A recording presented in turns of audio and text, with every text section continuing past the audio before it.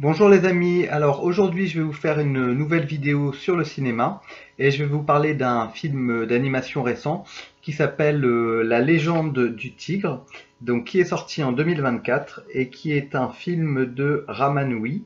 Je vais vous donner mon avis et j'espère que voilà, ça vous donnera envie de découvrir ce film. Donc voilà, c'est parti, générique.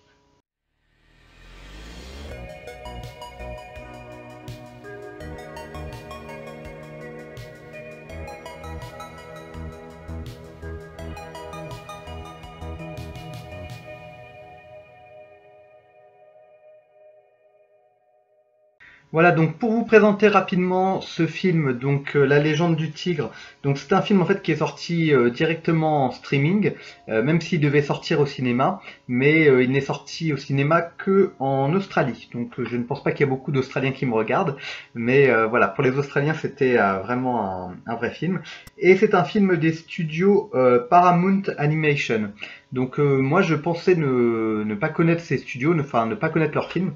Et en fait, j'ai regardé, ils ont fait le film Sherlock Gnomes, donc qui était un film que j'ai vu, que j'avais bien apprécié, qui était des nains de jardin qui se prenaient pour un détective. Donc là, on est sur un film américain, donc j'étais pas sûr honnêtement en regardant le film que c'était un film américain. Et en fait, c'est fait avec une équipe sino-américaine, donc il y a beaucoup de personnes chinoises qui ont travaillé sur le film. Et il y a aussi bizarrement une équipe française qui a été très importante au niveau de l'animation. Donc c'est un film un petit peu international. Le réalisateur, donc Ramanui, il avait fait le film Shrek 3. Donc tous les films Shrek ont assez bien marché, donc ce film-là avait bien marché aussi.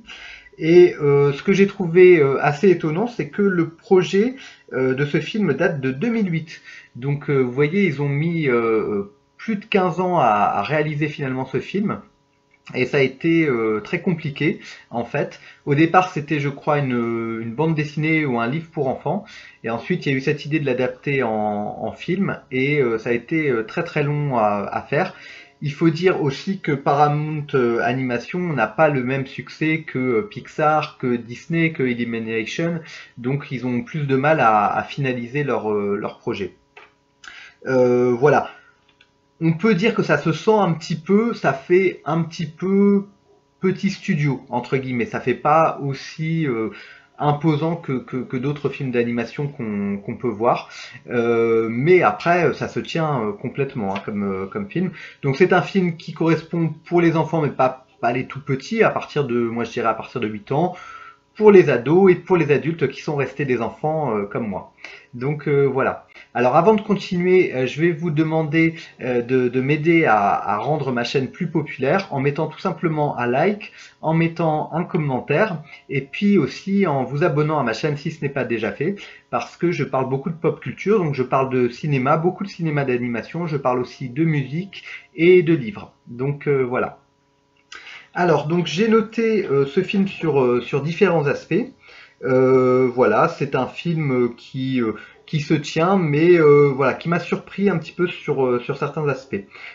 Et donc, je vous disais qu'il y avait une équipe sino-américaine. En fait, le film ne se passe pas en Chine, mais on a beaucoup de légendes chinoises. Donc, le principe du film, c'est qui est un principe assez intéressant, c'est de prendre l'horoscope chinois et d'imaginer que chaque signe zodiacal chinois en fait a une force particulière et choisit un habitant de la Terre pour exprimer sa force et qui va devenir une sorte de super-héros de la mythologie chinoise. Donc ça, j'ai trouvé ça assez sympathique. Voilà, j'ai bien aimé le concept. Et après, ça nous fait un film d'aventure, de science-fiction, voilà. C'est un film qui est beaucoup plus orienté pour les garçons que pour les filles. Hein. C'est beaucoup plus dans le style de l'action que dans le style de... Il n'y a pas de romantisme ou de choses comme ça, quoi. Alors pour le scénario, j'ai noté 7 sur 10. Donc ça, c'est basé en fait, sur le livre de base. Donc c'est un scénario qui est original, qui est assez bien mené. Pour les personnages, j'ai mis 7 sur 10. Globalement, le film est assez dynamique, on a des personnages assez sympathiques, mais le héros qui est un garçon adolescent qui va découvrir son pouvoir, je l'ai trouvé un peu moyen et pas si attachant que ça en fait. Donc c'est ce qui fait que j'ai baissé un petit peu la note. Pour les visuels, j'ai mis 6 sur 10.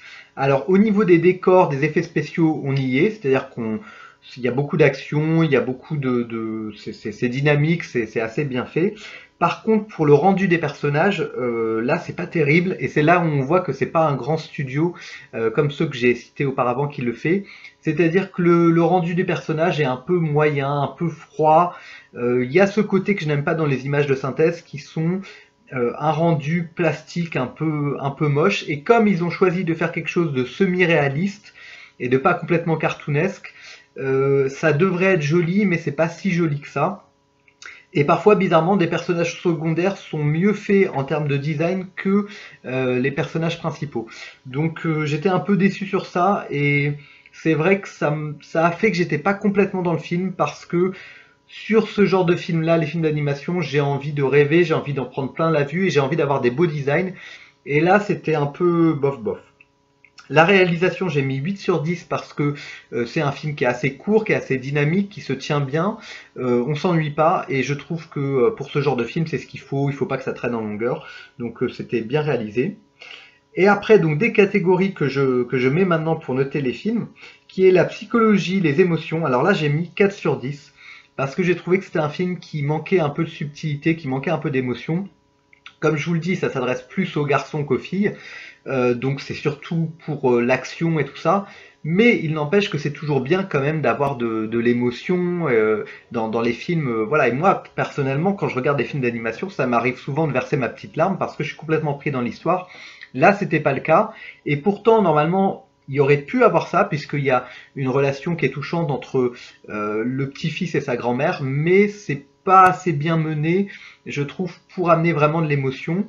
Il y a un personnage secondaire d'un homme tigre qui est assez bien vu, qui me fait penser un petit peu au personnage de Marvel, je crois, Wolverine. Mais encore une fois, c'est pas assez poussé dans ses retranchements. Tout reste un peu à la surface en fait. Donc c'était un petit peu dommage. Et ensuite, donc un autre aspect pour le film, c'est l'originalité. Donc c'est assez important, je trouve, dans les films. Enfin, c'est quelque chose qui peut faire la différence dans les films d'animation. Et là, j'ai mis aussi 4 sur 10 parce que malgré le fait qu'il y ait un film basé sur l'astrologie chinoise, ça c'est assez original, j'ai bien aimé. Le type d'histoire qui est raconté est très classique. Donc c'est une histoire de quête, une histoire de découvrir ses pouvoirs secrets, une histoire d'adolescents, enfants adolescents un peu super-héros. Mais ça c'est en fait quand même très classique, et le traitement reste aussi assez classique. Alors on a une méchante aussi, une méchante sorcière là qui est dans cet univers, mais qui est pas non plus. Alors je vous fais pas vraiment de spoiler, hein, tout ça arrive très très tôt, donc on le comprend assez vite dès le début de l'histoire.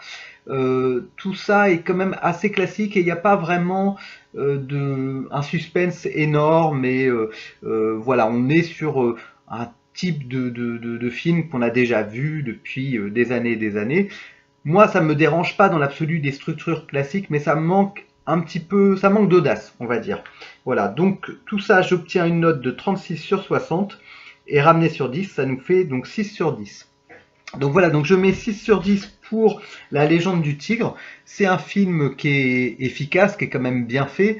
Vous passerez un bon moment, mais honnêtement, c'est presque aussitôt vu, aussitôt oublié. Il n'y a pas quelque chose de vraiment très très marquant. Et je pense que c'est pour ça que finalement ils l'ont pas sorti au cinéma, parce qu'ils se sont dit que les critiques presse ne seraient pas assez bonnes et que ça allait faire un flop. Donc ils ont préféré le sortir directement à la vidéo, même si je pense que ça aurait été bien au cinéma, dans le sens où il y a quand même des beaux décors, il y a quand même des beaux visuels. Mais c'est vrai que c'est un film qui est en demi-teinte, qui est pas extraordinaire. Donc voilà. Alors si vous avez vu ce film, dites-moi en commentaire ce que vous en avez pensé. Est-ce que vous trouvez que je suis un peu trop dur avec ce film-là, ou est-ce que vous êtes d'accord avec moi? N'hésitez pas à regarder donc mes autres vidéos sur les films d'animation. Donc j'ai fait des vidéos par exemple sur les 5 légendes. J'ai fait aussi le cinéma traditionnel avec Barbie et Priscilla récemment. Et puis je fais aussi des vidéos sur la musique et sur les livres. Donc voilà. Et maintenant je vais vous souhaiter une bonne journée ou une bonne soirée, et je vous dis à très bientôt. Au revoir.